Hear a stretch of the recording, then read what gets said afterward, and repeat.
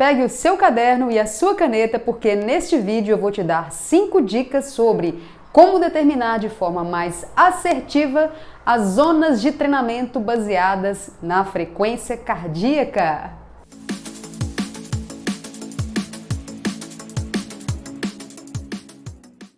Olá, treinadores, tudo bem? Eu sou Silvia Boaventura, coordenadora técnica da Wide Cycling. Uma das formas mais comuns que os treinadores utilizam para a determinação das zonas de frequência cardíaca é utilizando equações. A primeira equação que eu vou citar aqui, que é muito utilizada, que provavelmente você que está aí com certeza conhece, é a famosa frequência cardíaca máxima é igual a 220 menos a idade. Por meio dessa equação, o treinador estima a frequência cardíaca máxima do aluno e depois estabelece as zonas de treinamento por meio de percentuais dessa frequência cardíaca máxima. Essa é a forma mais simples de determinar as zonas de treinamento e conforme você está vendo aqui na tela, existem 5 zonas que a gente pode determinar utilizando percentuais da frequência cardíaca máxima. E o treinador, durante a aula, durante o treino de ciclismo indoor, ele sugere ao aluno qual zona que ele vai treinar em determinado momento. Uma outra maneira também muito utilizada é por meio da equação de Carnot. E essa equação, pessoal, ela nos diz que a frequência cardíaca de treinamento é igual à frequência cardíaca de repouso mais um percentual da frequência cardíaca de reserva. E a frequência cardíaca de reserva é dado pela equação que você está vendo aí embaixo, ó. Ela é igual à frequência cardíaca máxima menos a frequência cardíaca de repouso. E esse percentual que você vê aí na equação de cima, é você que escolhe, né? Pode ser 40% da frequência cardíaca de reserva, 50%, 60%. E na verdade, esses percentuais que vão definir as zonas de treinamento baseadas nessa equação, ok?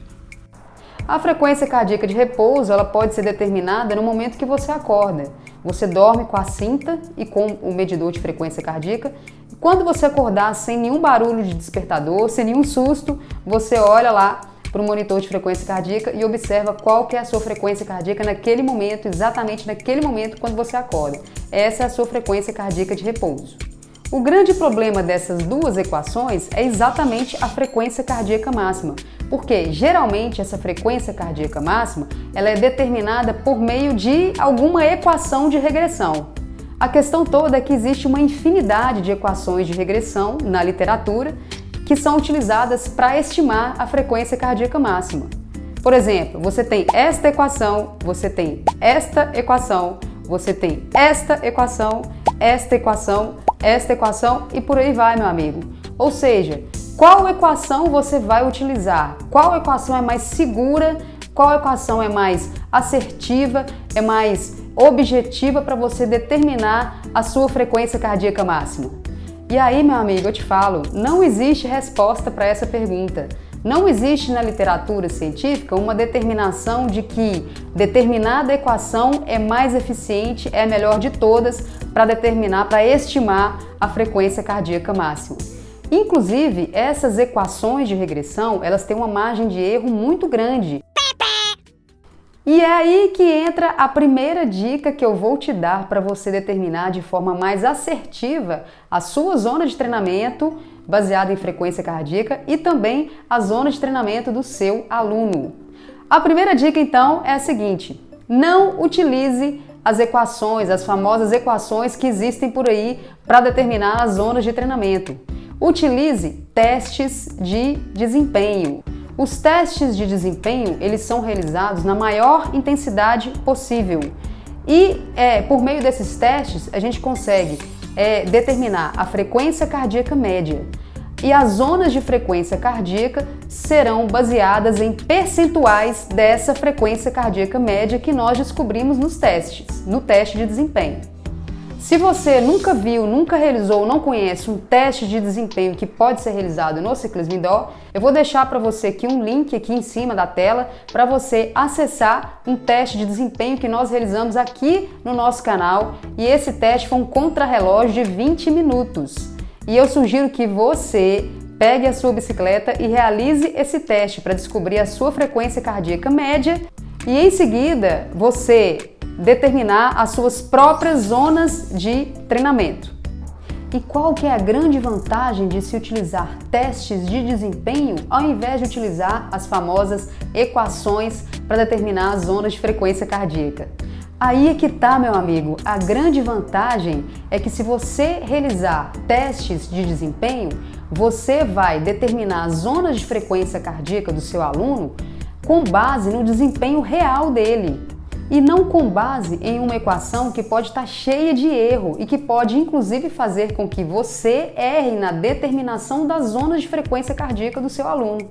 Essa é a grande vantagem de se utilizar os testes de desempenho em relação às equações para determinação da zona de frequência cardíaca. Se você ainda não realizou, eu convido você mais uma vez a realizar esse teste.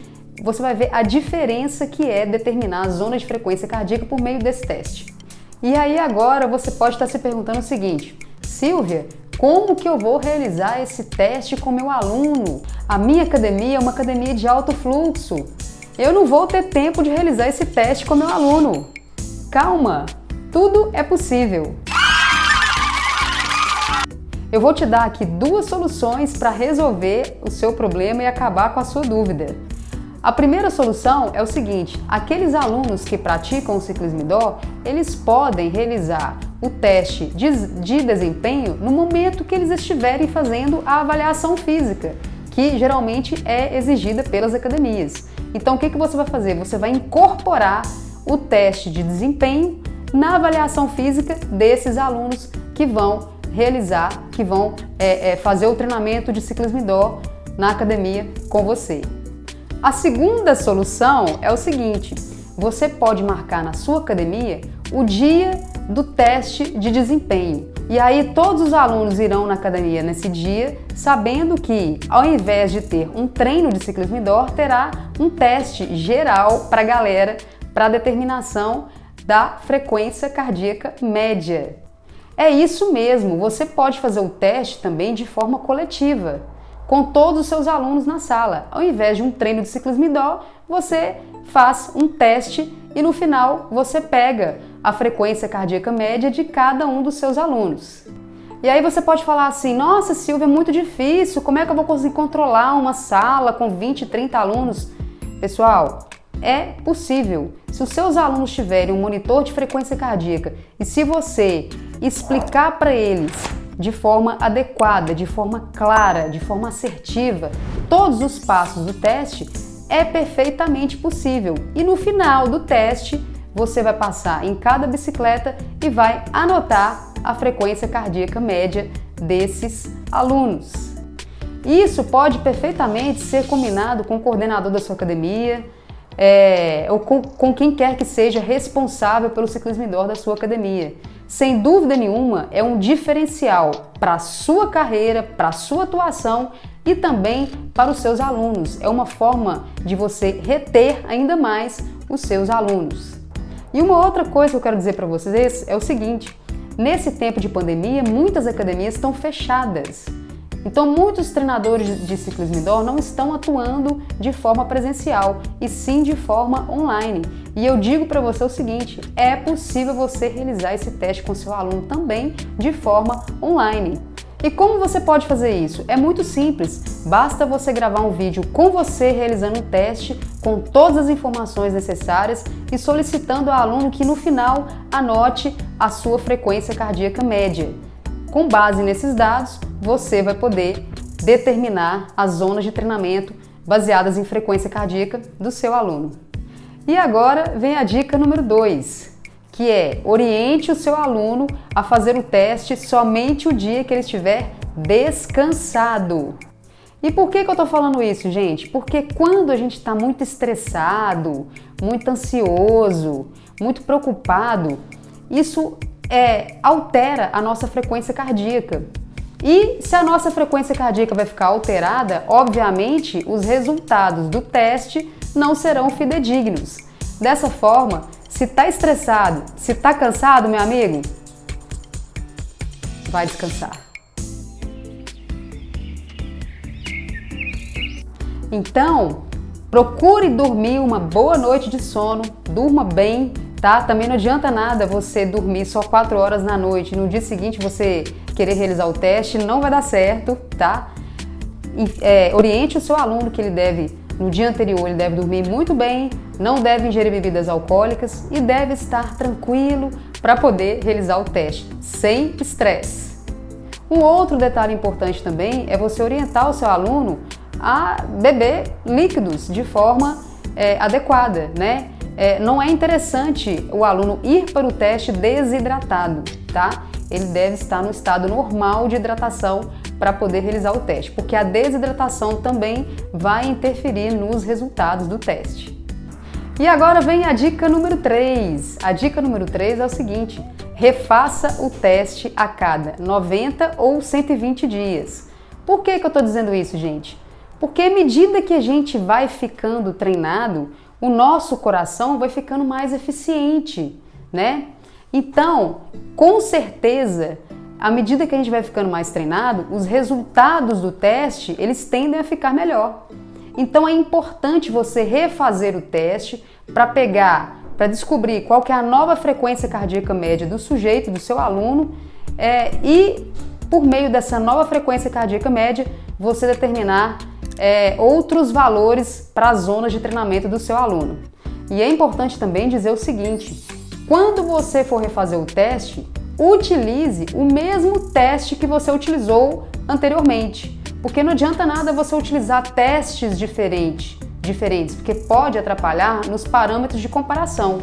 Então, se você realizou o teste X, daqui a 90, 120 dias, realize novamente o teste X. Não realize um teste diferente daquele que você fez no início.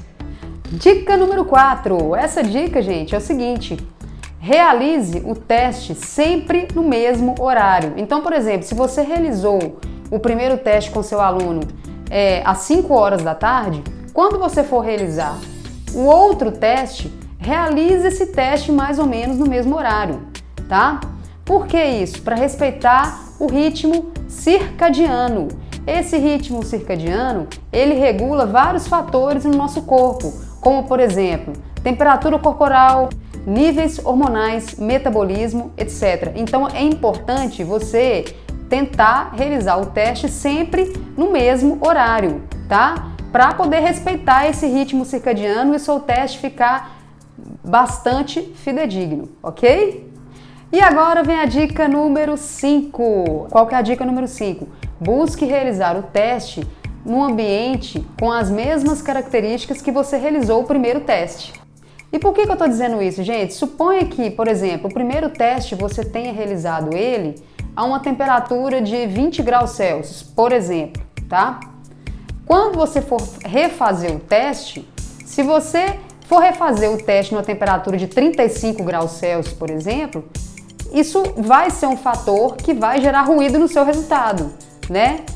Então, para facilitar a comparação entre um teste e outro, é importante que você busque o mesmo ambiente, um ambiente com as mesmas características que você realizou o primeiro teste. Tudo isso vai fazer com que o seu teste seja ainda mais fidedigno e você consiga estabelecer de forma bastante assertiva as zonas de treinamento do seu aluno.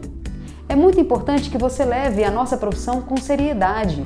Se o seu aluno observar como você cuida dele, como é a sua conduta profissional, sem dúvida nenhuma você vai fidelizar esse aluno e vai valorizar o seu trabalho. Você vai ficar conhecido por realizar um trabalho de imensa qualidade. E é isso que a gente precisa no Ciclismo Indoor, de treinadores que amam o que fazem e que realizam as coisas realmente com bastante qualidade. E você não pode perder o nosso curso de HIIT Workout. Sem dúvida nenhuma, todos esses aspectos vão ser abordados de forma muito mais aprofundada no nosso curso. Quando você estiver vendo esse vídeo, talvez o curso já tenha sido lançado. Então eu vou deixar para você aqui embaixo, ó, nas descrições, o link para você acessar, para você conhecer o nosso curso de HIIT Workout, que sem dúvida nenhuma vai revolucionar a sua atuação no ciclismo indoor, ok? Se você gostou dessas dicas, não esqueçam de dar um like aí no nosso vídeo. E se você é novo por aqui, convido você a se inscrever no nosso canal e ativar o sininho das notificações. Então eu fico por aqui, um forte abraço para vocês e até o próximo vídeo.